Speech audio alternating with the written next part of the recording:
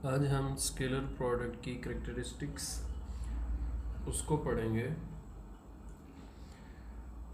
Scalar product की जो पहली प्रॉपर्टी है वो ये है कि जो स्केलर प्रोडक्ट है वो कम्यूटेटिव होता, यानी आप ए डॉट बी लें या बी डॉट ए लें, दोनों का जो स्केलर प्रोडक्ट है वो आपस में इक्वल होगा। और इस प्रॉपर्टी को हम कम्यूटेटिव प्रॉपर्टी कहते हैं। ये एमसीक्यू में भी पूछा जाता।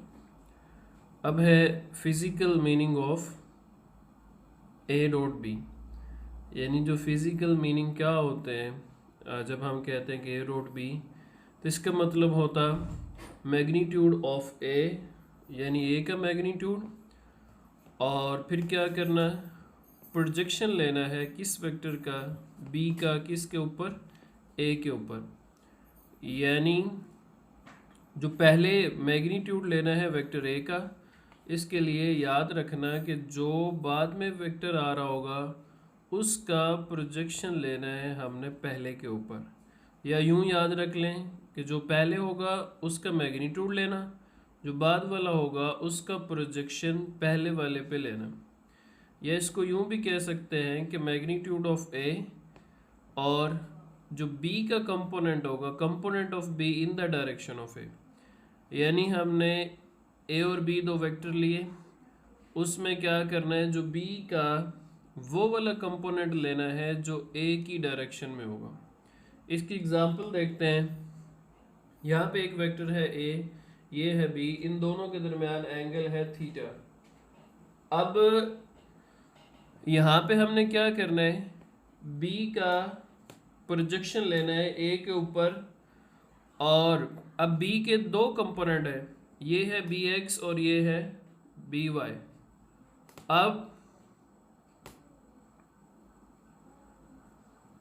कौन सा कंपोनेंट जो बी का है वो ए की डायरेक्शन में है, तो वो बी एक्स है। अब हमने पढ़ा हुआ जो बी एक्स होता वो बी कॉस थीटा के बराबर होता।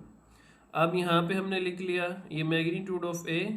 अब ये वाला जो बी का प्रोजेक्शन है ये बी कॉस थीटा है। ये अक्सर न्यूमेरिकल में और शॉर्ट क्वेश्चन में भी आ जाता कि यानी ए का प्रोजेक्शन बी पे फाइंड करो या बी का प्रोजेक्शन ए के ऊपर।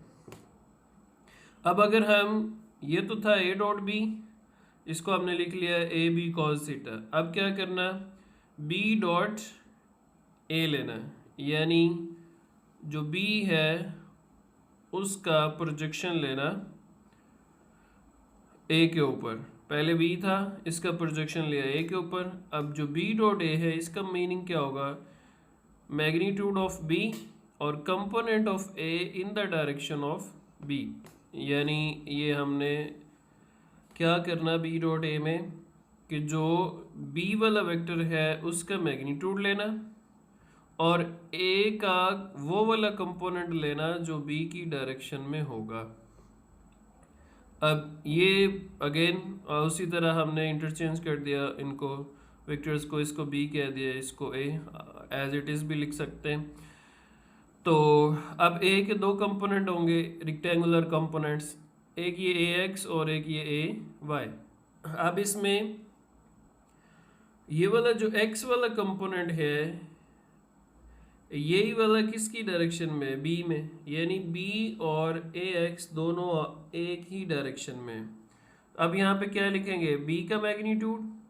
अब ये जो ए एक्स है ये ए कॉस थीटा के बराबर होगा, और इनफैक्ट यही क्या होगा, प्रोजेक्शन होगा किसका, ए का बी के ऊपर, या कंपोनेंट होगा किसका, ए का और बी की डायरेक्शन में। अब ये जो हमने पहले ही पढ़ा कि ये स्केलर प्रोडक्ट है, तो स्केलर प्रोडक्ट में जो ऑर्डर है वो मैटर नहीं करता।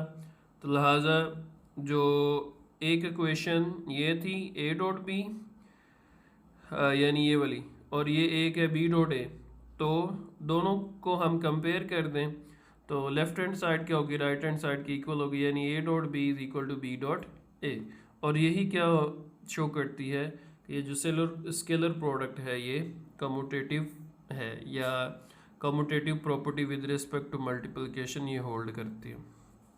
इसकी जो नेक्स्ट करेक्टरिस्टिक्स है वो क्या है कि अगर ए और बी दो वेक्टर आपस में परपेंडिकुलर हों तो देन उनका स्केलर प्रोडक्ट क्या होगा।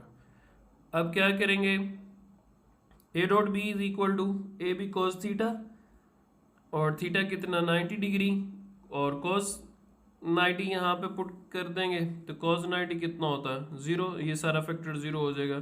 तो क्या कहेंगे, scalar product of two perpendicular vector is 0। यानी ये भी एमसीक्यू पूछा जाता है कि दो वेक्टर्स हैं वो आपस में परपेंडिकुलर हैं तो बताओ उनका स्केलर प्रोडक्ट क्या होगा। तो स्केलर प्रोडक्ट 0 होगा। फिर इसकी जो नेक्स्ट है करेक्टरिस्टिक्स उसको देखते हैं। In case of unit vectors, यानी अगर क्या हो यूनिट वेक्टर हो आई डॉट जे, आई भी यूनिट वेक्टर है जे भी यूनिट वेक्टर, दोनों का हमने क्या लेना है, स्केलर प्रोडक्ट लेना है। तो जैसे हमने पढ़ा ए डॉट बी का मतलब क्या होता है, ए बी कॉस थीटा। यहाँ पे क्या लिखेंगे, आई डॉट जे है तो आई का मैग्नीट्यूड जे का मैग्नीट्यूड और कॉस थीटा। चूंकि जो यूनिट वेक्टर्स होते हैं वो आपस में म्यूचुअली परपेंडिकुलर होते हैं और इनके दरमियान जो एंगल होगा वो 90 डिग्री, तो कॉस 90 क्या होता है 0। आई का भी मैग्नीट्यूड 1, जे का भी 1, तो ये 1 1, तो ये 0 क्या होगा, इनके साथ मल्टीप्लाई होके तो सारे फैक्टर को 0 कर देगा, लिहाजा आई डॉट जे ये क्या हो जाएगा 0। इसी तरह के डॉट आई भी 0 और जे डॉट के भी 0। ये भी एमसीक्यू में पूछा जाता है और न्यूमेरिकल प्रॉब्लम्स में ये जो कॉन्सेप्ट है यूनिट वेक्टर वाला ये हेल्पफुल होता। फिर इसके बाद जो नेक्स्ट है कि अगर दो वेक्टर ए और बी क्या हों आपस में पैरेलल हों, पैरेलल होंगे तो थीटा 0 होगा, तो cos 0 क्या होता है 1, तो इनका जो स्केलर प्रोडक्ट है वो मैक्सिमम आ जाएगा। यहाँ पे जो दो वेक्टर होंगे आपस में एंटी पैरेलल तो थीटा कितना होगा 180 डिग्री, और cos 180 कितना होता है -1, तो वो -1 यहाँ पे लिख देंगे। तो ये पैरेलल के लिए है और ये एंटी पैरेलल के लिए। फिर नेक्स्ट है कि अगर यूनिट वेक्टर होंगे उनका स्केलर प्रोडक्ट हमने लेना, तो फिर आई डॉट आई क्या होगा 1, क्यों, क्योंकि आई और आई आपस में क्या होंगे पैरेलल, तो एंगल कितना हो जाएगा 0, तो cos 0 होता 1, आई का मैग्नीट्यूड भी 1, आई का सेकंड वाला जो आई होगा उसका भी 1, तो ये 1 1 1 आ जाएगा। तो ये इसका जो आंसर है वो 1 ही आ जाएगा, यानी 1 मल्टीप्लाई होगा 1 से तो भी 1, फिर 1 होगा तो भी 1, यानी I dot I J dot J और के डॉट के ये किसके इक्वल होता 1 के इक्वल। ये भी एमसीक्यू में पूछा जाता। और अब स्केलर प्रोडक्ट की जो नेक्स्ट वाली करेक्टरिस्टिक है उसमें क्या है सेल्फ प्रोडक्ट, यानी एक वेक्टर का हम उसी के साथ ही क्या लें स्केलर प्रोडक्ट लें तो वो उसके मैग्नीट्यूड के स्क्वायर के इक्वल आ जाएगा। अब नेक्स्ट इसकी लास्ट वाली प्रॉपर्टी कि अगर रेक्टेंगुलर कंपोनेंट्स हों तो फिर कैसे डील करेंगे। एक वेक्टर है ए, ये किसके इक्वल है, इसके 3 कंपोनेंट्स हैं ए x I plus A Y J plus A जी के। ये बी वेक्टर है, इसके 3 कंपोनेंट्स हैं बी एक्स आई बी वाई जे और बी जी के। फिर हमने इसका स्केलर प्रोडक्ट लेना, ये लिख दिया, ए की वैल्यू लिख दिया, ये बी की लिख दी है। अब क्या करना है हम लोगों ने, इसको इसके साथ मल्टीप्लाई करना है। ये जो स्केलर वैल्यूज़ हैं ये आपस में मल्टीप्लाई हो जाएंगी और वेक्टर वाली आपस में ए एक्स और बी एक्स आ जाएगा। फिर क्या लेंगे आई डॉट आई, तो आई डॉट आई क्या होता है 1 अभी पढ़ा। फिर आई डॉट जे क्या हो जाएगा 0, उसको लिखने की ज़रूरत नहीं है। आई डॉट के भी 0 हो जाएगा, उसको भी लिखने की ज़रूरत नहीं है। फिर ए वाई और बी एक्स, तो जे डॉट आई वो भी 0 हो जाएगा। तो लिहाजा अभी पढ़ा कि जो सेम वाले होंगे वो 1 के इक्वल होंगे यूनिट वेक्टर्स का स्केलर प्रोडक्ट, और अगर अपोजिट वाले होंगे तो वो 0 हो जाएंगे। तो ये ए वाई और ए वाई जे और बी वाई जे, तो ए वाई बी वाई और जे डॉट जे 1, तो लिहाजा ए वाई बी वाई आ गया। फिर ये प्लस ए जी और बी जी और के डॉट के क्या होगा वो 1 के इक्वल होगा, ये रिलेशन आ जाएगा। फिर अगर हमें 2 वेक्टर्स गिवन हों और उनके यानी कंपोनेंट्स हों तो हम क्या करेंगे, अगर एंगल फाइंड करना होगा तो ये वाला फार्मूला लगा देंगे।